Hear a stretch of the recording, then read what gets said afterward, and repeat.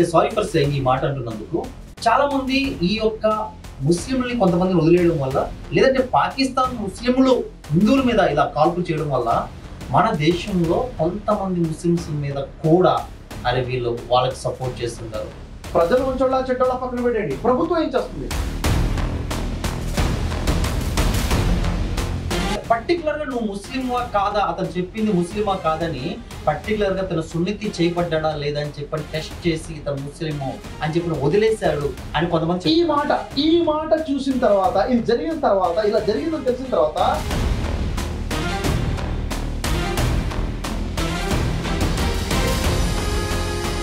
ఇది హిందూ ముస్లిం సంబంధించింది అయితే 100% వీళ్ళ తీవ్రవాదులు కావాలనే చేశారంట. 100% పూర్తిగా పాకిస్తాన్ సంబంధించిన తీవ్రవాదులు మొత్తాన్ని లేపేయాలి, అది కరెక్ట్ డెసిషన్ అంటారా? వాస్తవానికి పాకిస్తాన్ భారత్ మాతాకి జై జై. Hello friends, welcome to Ravi talk show with your favourite channel JR7 media. గుండె భారంతో మోగిపోతుంది, ప్రతి భారతీయుడు గుండె ఆవేశంతో ఉరుకులాడుతుంది. ఈరోజు కుల మత ప్రాంతానికి అతీతంగా భారతీయులంతా ఒక్కటయ్యి పాకిస్తాన్ని ఏదో ఒకటి చెయ్యాలి, ఆ తీవ్రవాదులను చంపాలని ప్రతి ఒక్కరు కూడా రక్తం కుతకుతలాడిపోతా ఉంది. ప్రతి ఒక్కరు ఆవేదన ఒకటే, ఈరోజు మన భారతీయుల్ని దాదాపుగా 28 నుంచి 30 మంది వరకు పొట్టను పెట్టుకున్నట్టు ఆ తీవ్రవాదుల్ని ఏదో ఒకటి చేయాలన్న కసి. సో దీనికి పరిష్కారం ఏంటి, ఖచ్చితంగా నెక్స్ట్ ఏం జరగబోతుంది, ఎందుకు ఆ తీవ్రవాదులు కేవలం హిందూ ముస్లిం అనే నినాదాలు చేస్తూ చంపారు, ఇది చాలా ప్రాముఖ్యమైన అంశంగా మారింది. ఈ అంశం గురించి చర్చించడానికి మనతో పాటు the great master motivator, business Acharya, the great psychologist brother Shafi గారు మనతో పాటు ఉన్నారు. సో అనేక విషయాలు ఈ అంశం గురించి మాట్లాడి తెలుసుకుందాం. సార్ నమస్తే సార్. వస్తాయండి. సార్ ముఖ్యంగా first of all thank you so much sir, మీ విలువైన సమయాన్ని ఇచ్చి సో మీరు మా కోసం వచ్చినందుకు. అండ్ అలాగే మీ ఇంటర్వ్యూస్ ఈ అంశం మీద చూశాను, ఈ విషయం మీదనే కాదు, ఒక భారతీయుడిగా ఫస్ట్ మీరు రెస్పాండ్ అవుతారు సార్, ఒక ఇండియన్గా మీరు రెస్పాండ్ అవుతారు. అంటే నేను క్రిస్టియన్నా, నేను ముస్లిమా, నేను హిందూ అని కాదు, ఇండియాలో ఎటువంటి ప్రాబ్లం ఉన్నా మీరు ఖచ్చితంగా ఫస్ట్ అక్కడ అటెండ్ అవుతారు, ఇది ముఖస్తుతి కాదు.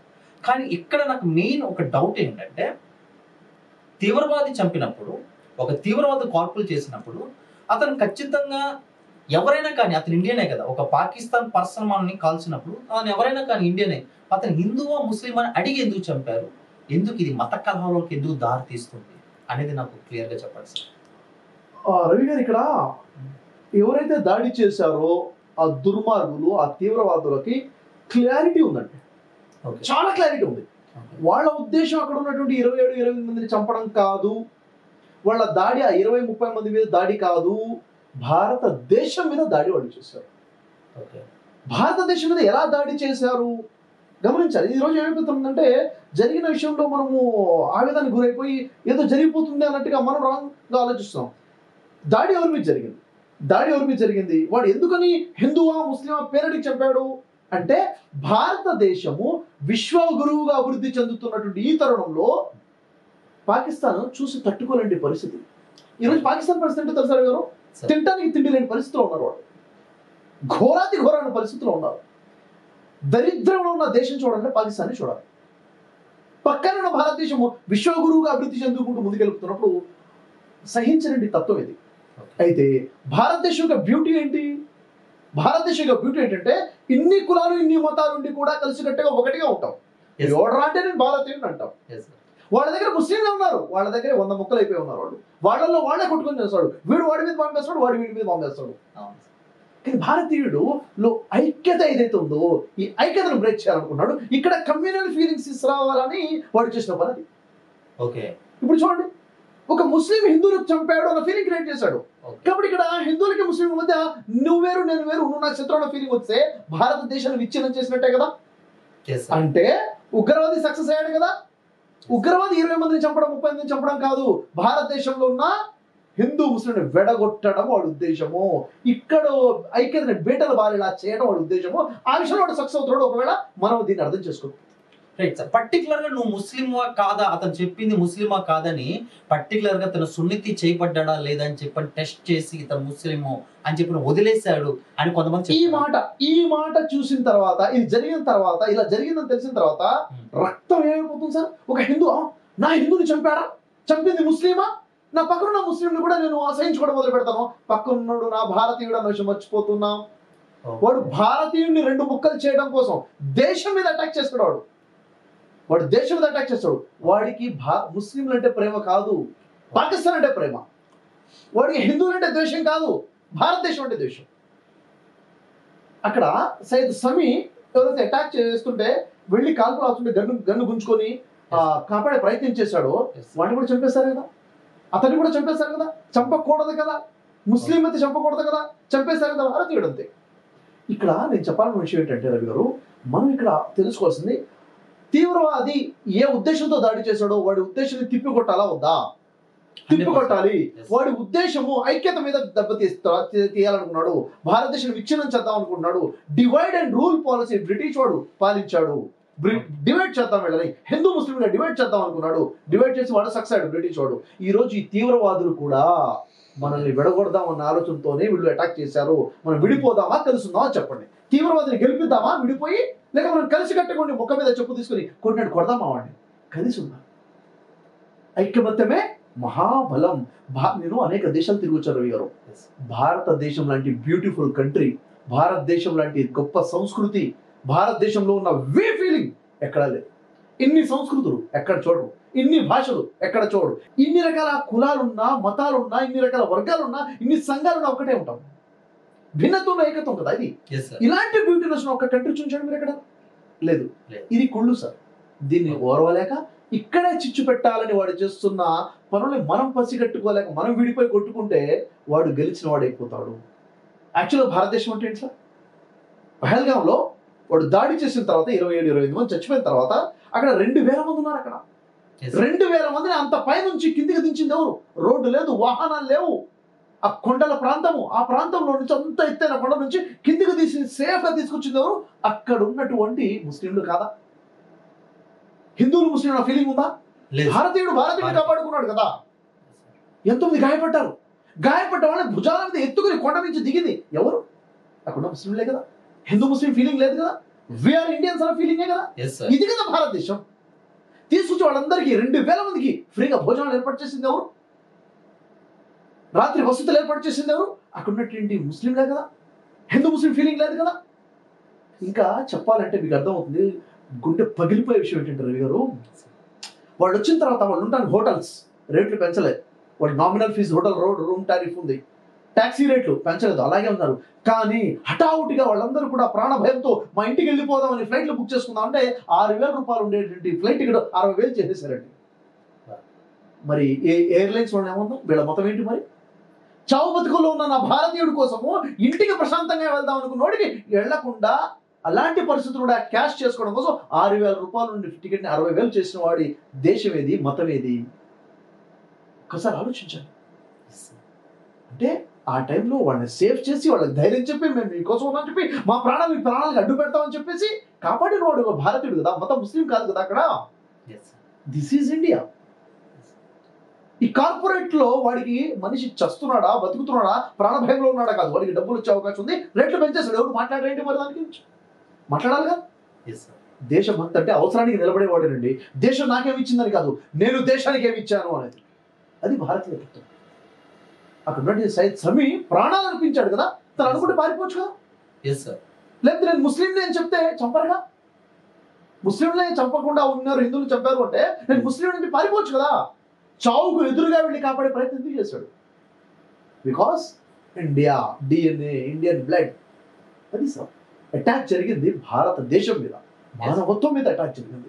కాబట్టి ఒకవేళ దీన్ని అర్థం చేసుకోకుండా మనం రిలీజియస్ ఫీలింగ్స్ వచ్చేసి, కమ్యూనల్ ఫీలింగ్స్ వచ్చేసి మనం విడిపోయామంటే టెర్రరిస్ట్ గెలిచినట్టే. అసలు బేసిక్ గా టెర్రరిస్ట్ మైండ్ అనేది ఇంత క్రూరల్ గా ఇప్పుడు కూడా మూర్ఖంగా ఉంటుంది, కానీ ఇంత బ్రెయిన్ మీద, ఆత్మాభిమానం మీద, ఈ మనస్సు మీద కొట్టాలన్న ఆలోచన ఈ టెర్రరిజం ఎందుకు వచ్చిందంటారు సార్? అంటే చూడండి, ఎప్పుడు కూడా శత్రువు మేధస్సుతో ఆలోచిస్తున్నాడు. శత్రువు చాలా ఇంటెలెక్చువల్ ఆలోచించి మా భావాల మీద కొడుతున్నాడు. వీళ్ళు కలిసికట్టుగా ఉన్నారు రా బాబు, హిందూ ముస్లిం అందరూ కూడా కలిసికట్టుగా ఉన్నారు, వీళ్ళని విభజిద్దాము, ఏం చేస్తే బాగుంటుందని ఆలోచించి వాళ్ళు మానసికంగా ఆలోచించుకుంటారు. ఈరోజు చూడండి, అటాక్ తర్వాత పాకిస్తాన్ నుంచి ఆక్యుపైడ్ కాశ్మీర్ ఉంది, పాకిస్తాన్ ఆక్యుపైడ్ కాశ్మీర్ ఉంది. అక్కడ ప్రైమ్ మినిస్టర్ మాట్లాడతాడు, ఆర్మీ జనరల్ మాట్లాడతాడు, వాళ్ళందరూ ఏంటండి మేము అటాక్ చేస్తాం, అది చేస్తాం, ఇచ్చేస్తాం అంటున్నారు. నాకు నవ్వొస్తుంది చూస్తుంటే, అరే నీ దేశంలో ఉన్న వాళ్ళకి తిండి లేక గతి లేక చచ్చిపోతున్న పరిస్థితిలో నువ్వేం అటాక్ చేస్తారా? సింపుల్ చెప్పాలంటే మొరిగే కుక్కలు కరవ్వు అని చెప్పడానికి ఎగ్జాంపుల్, బెస్ట్ ఎగ్జాంపుల్ ఈ టైంలో పాకిస్తాన్ లో ఉన్నటువంటి అధికారులు మాట్లాడుతున్నారు కదా, అది వినిపిస్తుంది. ఈ క్షణంలో అన్ని ఉన్న ఇస్తరాకు అణిగమణిగి ఉంటుంది అన్న నిదానంతో భారతదేశాన్ని చూసి నేర్చుకోవాలి నిజం చెప్పాలంటే. ఇప్పుడు నేను చెప్తున్నాను, ఇలాంటి అప్పుడప్పుడు డిస్టర్బ్ చేసే విధంగా ఏదైతే పాకిస్తాన్ చేస్తుందో సరైన జవాబు చెప్పాలి, ధీటైన జవాబు చెప్పాలి. మన ప్రశాంతత దెబ్బతీస్తున్నారు, మన ఐక్యతను దెబ్బతీస్తున్నారు, ఖచ్చితంగా ధీటైన జవాబు చెప్పే విధంగా నరేంద్ర మోడీ గారు తీసుకున్న ఏ నిర్ణయంతో అనగానే మేము నిలబడున్నాం. ఓకే, మొత్తానికి పాకిస్తాన్కి ఇండియాకి ఎటువంటి సత్సంబంధాలు ఉండకూడదు. ఇక నీళ్ళ విషయంలో కావచ్చు, ఇక్కడ ఉన్నటువంటి వ్యక్తులే కావచ్చు, ఇలాగే ఏం లేకుండా పూర్తిగా పాకిస్తాన్ సంబంధించిన తీవ్రవాదులు మొత్తాన్ని లేపేయాలి. అది కరెక్ట్ డెసిషన్ అంటారా? వాస్తవానికి పాకిస్తాన్ తో మనం చాలా చక్కగా వ్యవహారం ఉండేనండి. అవును సార్, చాలా చక్కగా ఉన్నాం. ఒక పెద్దన్న లాగా, ఒక తమ్ముని ఎలా చూడాలో చూసాం. అవును సార్. కానీ ఎప్పుడైతే ఇలాంటి వ్యవహారం ఉందో ఖచ్చితంగా ధీటైన జాబ్ చెప్పాల్సిందే, కట్టుదిట్టంగా అన్ని రిలేషన్స్ కట్ చేయాల్సిందే. అది నరేంద్ర మోడీ గారు తీసుకున్న డిసిషన్స్ చాలా అప్రిషియేషన్ గా ఉన్నాయి, చాలా బాగున్నాయి. అయితే ఇక్కడ గమనించాల్సిన విషయం ఏంటి రవి గారు, ఈ టైంలో కొంతమంది స్వార్థపూరితమైన వ్యక్తులు తమ సులాభాల కోసం దీన్ని కూడా రాజకీయం చేస్తున్నారు. ఓకే, అంటే ఇప్పుడు ఇక్కడ కనుక నేను హిందూ ముస్లింలు విడగొట్టేస్తే నా ఓట్లు నాకు వస్తాయి, నా హిందూ ఓట్లు నాకు వస్తాయి, నా ముస్లిం ఓట్లు నాకు వస్తాయి అని చెప్పి దీన్ని రాజకీయం చేసేవాళ్ళు ఉన్నారు. భారత మాత మీద దాడి జరిగింది, భారత మాత రోధిస్తున్న ఈ టైంలో కూడా దీన్ని రాజకీయం చేసుకునే చిల్లర రాజకీయాలు చేసేవాళ్ళు కొంతమంది ఉన్నారు. హిందూ ముస్లిం లాగా విడగొట్టేసి పోస్టులు పెట్టేసి హిందువులు వేరు ముస్లింస్ వేరు విధంగా. ఇంకా అంటే ఇప్పుడు చెప్పండి, వాడు టెర్రరిస్ట్ ఎవడైతే ఉన్నాడో వాడికన్నా డేంజర్ అయిపోయాడు వీడు. భారతదేశంలో విచారణ చేస్తున్నాడు కదా, అవును సార్, ఐక్యతను దెబ్బతీస్తున్నాడు కదా. నేనేమంటే ఎవరైనా ఏదైనా మాట్లాడుతుంటే సోషల్ మీడియాలో మాట్లాడినా, ఏదైనా పోస్ట్ పెట్టినా, ఏదైనా కామెంట్ పెట్టినా, అతను పెట్టిన పోస్ట్ వల్ల, అతను చేసిన వీడియో వల్ల, అతను మాట్లాడిన మాట వల్ల ఐక్యత వస్తుంది ప్రజల్లో అంటే మాట్లాడిన వ్యక్తి భరతమాత ముద్దు బిడ్డ. ఒకవేళ మాట్లాడే మాటల వల్ల చిచ్చు పెడుతున్నాడు, విడగొడుతున్నాడు, విషాన్ని చిమ్ముతున్నాడంటే వాడు డివైడ్ అండ్ రూల్ పాలసీని అప్లై చేస్తున్నటువంటి బ్రిటిష్ మత అక్రమ సంతానం అని చెప్తాను. వాడికి భారతదేశానికి సంబంధం లేదు, వాడి మైండ్ సెట్ వేరు, వాడు బ్రిటిష్ మైండ్ సెట్తో ఉన్నాడు. నిజమైన భారతీయుడు కలిపే విధంగా ఉంటాడు, మానవత్వంతో ఉంటాడు, యునైట్ అయ్యి భారతదేశాన్ని బలపరచాలనుకుంటాడు. స్వార్థపూరితమైన చిన్న లాభాల కోసం విడగొట్టే ప్రయత్నం చేయడు. దయచేసి 2 చేతులు జోడించి నేను చెప్తున్నాను, దయచేసి భారత మాతను విచ్ఛిన్నం చేయబాకండి, భారతదేశ భవిష్యత్తు ఆడుకోబాకండి. పిల్లల భవిష్యత్తు ఉంది, మా భారతదేశం యొక్క గొప్పదనం భిన్నత్వంలో ఏకత్వం, దాన్ని చెడగొట్టబాకండి. కలిసికట్టుగా ఉందాం, కలిసి పోరాడితేనే భారతదేశం స్వతంత్రం వచ్చింది. విడిపోతే మతం పేరు మీద కనుక భారతదేశంలో విడిపోతే, మతం పేరుతో విడిపోయిన పాకిస్తాన్ ఏమైంది సార్? మతం పేరు మీద విడిపోయిన పాకిస్తాన్ ఏమైపోయింది? అడక్కదిరే పరిస్థితిలో ఉంది. ఆ మతం మనకు అవసరం అని చెప్పండి. వీఆర్ ఇండియన్స్ అన్న విషయాన్ని మనం ఎప్పుడైతే రియలైజ్ అయ్యి అదే స్ట్రాంగ్. అందుకనే మన స్కూల్లో ప్రతిజ్ఞ చెప్పించారు, భారతదేశం నా మాతృభూమి, భారతదేశం నా మాతృభూమి, భారతీయులందరూ నా సోదరుడు కదా, అందరూ నా సోదరుడు. ఇదే ప్రతిజ్ఞ మనం చేసాం. మన శాస్త్రాలు ఏం చెప్పి, వేద శాస్త్రాలు ఏం చెప్పి, సనాతన ధర్మం ఏం బోధించింది చెప్పండి? సర్వే జనం సుఖంగా ఉంటూ, సర్వజనుడు సుఖంగా ఉండాలి, హిందువులు కాదు. నిన్ను వల్ల నీ పొరుగువాడిని ప్రేమించుము. నీ పొరుగుడు క్రైస్తవుడు కాదు, యేసు వాళ్ళు చెప్పారు, ఎవడైనా ప్రేమించాలి. నీకోసం ఏదైతే ఇష్టపడతావో నీ సోదరుడు కోసం అదే ఇష్టపడు. నీ పక్కింటోడిని చిన్న గాయం కూడా నువ్వు చేయకూడదు, నీ పక్కింటోడిని కొంచెం కూడా ఇబ్బంది పెట్టకూడదు. నీ మాటతో కానీ, నీ చేతులతో కానీ, నీ చూపులతో కానీ ఎవరికైనా ఇబ్బంది జరుగుతుంటే అసలు ముస్లిమే కాదని ఖురాన్ చెప్తుంది, ఇస్లాం చెప్తుంది. అలాంటప్పుడు ఇలాంటి ధర్మాన్ని నమ్ముతున్న మనము ఎంత మానవత్వంతో ఉండాలి సార్? అసలు ధర్మం అంటే మానవ సేవయే మాధవ సేవ. మానవుడికి సేవ చేయి, దేవుడికి సేవ చేసినట్టు. మానవుడిని హింసిస్తే దేవుడిని హింసించినట్టు, మానవుని అసహించుకుంటే దేవుడిని అసహించుకున్నట్లు. మనిషిలో దేవుడిని చూసుకోవాలి కదా. నేను దేవుడికి సేవ చేయాలంటే దేవుడికి ఏం సేవ చేస్తాను? మానవ సేవ, మాధవ సేవ కదా. కాబట్టి నిజమైన ధర్మం, అసలు భారతదేశం ఒక గొప్పతనమే ఆధ్యాత్మికత. రవి గారు, ధర్మశాస్త్రాలు కనుక మన దగ్గర అయితే రవి గారు మనం కలిసి కట్టుకుంటాం, ఎవ్వడు కూడా ఏమి చేయడు. మనం సార్ ఎక్కువగా అంటే సారీ ఫర్ సేయింగ్ ఈ మాట అంటున్నందుకు, చాలా మంది ఈ యొక్క ముస్లింలని కొంతమందిని వదిలేయడం వల్ల, లేదంటే పాకిస్తాన్ ముస్లింలు హిందువుల యొక్క అంటే భారతదేశం యొక్క హిందువుల మీద ఇలా కాల్పులు చేయడం వల్ల మన దేశంలో కొంతమంది ముస్లిమ్స్ మీద కూడా అరే వీళ్ళు వాళ్ళకి సపోర్ట్ చేస్తుంటారు, ఈ ముస్లిమ్స్లే మన దేశాన్ని ఇలా చేస్తున్నారు అంటే ఎక్కువగా నీకు ఇందాక ఒక కాల్ వచ్చింది సార్, ఒక పర్సనల్ చెప్తున్నాను. కానీ ఎవరో పాకిస్తాన్ లో ఉన్నటువంటి ముస్లిమ్స్ లో కొంతమంది తీవ్రవాదులు చేస్తే పాకిస్తాన్ లో ఉండే మంచి ముస్లిమ్స్ అందరూ కూడా ఈ చెడ్డ పేరు వస్తుంది అన్నట్టుగా వాళ్ళు ఏదో చేస్తే ఇక్కడ ఉన్నటువంటి కొంతమంది ముస్లిం సోదరులు కూడా కొంతమంది అందరూ ఇట్లాగే ఉంటారని చెప్పేసి అనుకుంటారు. వాళ్ళకి మీరు ఏం చెప్తారు సార్? సింపుల్ సార్, ఇప్పుడు పాకిస్తాన్ లో మంచి వాళ్ళు ఉన్నారా లేదా అన్న సబ్జెక్ట్ మనకు అవసరం లేదు. ఇప్పుడు ఓకే మనకు కావాల్సింది ఏంటంటే పాకిస్తాన్ నుంచి మన మీద దాడులు జరిగినప్పుడు ఓకే పాకిస్తాన్ గవర్నమెంట్ తీసుకున్న నిర్ణయం ఏంటి? వాళ్ళు హెచ్చరించి మరి దాడి చేశారు. ఓకే ప్రజలు మంచోళ్ళ చెడ్డోళ్ళ పక్కన పెట్టండి, ప్రభుత్వం ఏం చేస్తుంది? ప్రభుత్వం దాడి చేపిస్తుంది, చేస్తుంది, నేను సపోర్ట్ చేస్తానని చెప్పారు. కాబట్టి ఇది బైకాట్. Okay boycott. అయితే వాళ్ళు చేసిన దాడి దేశం మీద అంటున్నా నేను.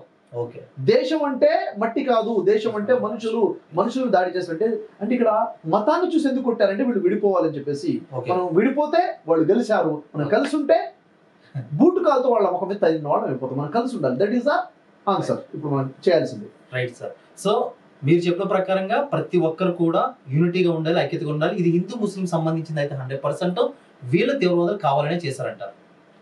100% పాకిస్తాన్ భారతదేశం మీద చేసిన దాడిది, ఓకే అంతే తప్ప ఒక ముస్లిం హిందూ మీద చేసిన దాడి కాదు. ఆ విధంగా కనుక మనం చూస్తే ఇక్కడ హిందూ ముస్లింలు వేరైపోతే ఇక దేశ భవిష్యత్తు ఏమైపోతుంది? టెర్రరిస్ట్ కోరుకుంది కూడా ఇదే అని చెప్పాలనుకుంటున్నాను. రైట్ సార్, చాలా అద్భుత వివరణ ఇచ్చారు. సో కాబట్టి ఆ బ్రదర్ షఫీ గారు చెప్పినటువంటి క్లుప్త వివరణ ప్రతి ఒక్కరికి అర్థమైంది అనుకుంటూ, సో దీన్ని ఆయన మాటల్లో మనం తెలుసుకున్నాం. ఇది కేవలం పాకిస్తాన్ తీవ్రవాదులు హిందూ ముస్లిం బాయ్ బాయ్ అనే ఒక ఐక్యతని విడగొట్టడానికి ఇలాంటి నినాదాలు చేసి చంపేశారని చెప్పేసి అంటున్నారు. ఫ్రెండ్స్, మీ అభిప్రాయాన్ని కామెంట్ రూపంలో తెలియచేయండి. మరిన్ని అప్డేట్స్ కోసం మా ఛానల్ సబ్స్క్రైబ్ చేసుకోండి. Thank you so much. Thank you. Bharat మాతాకి జై జై.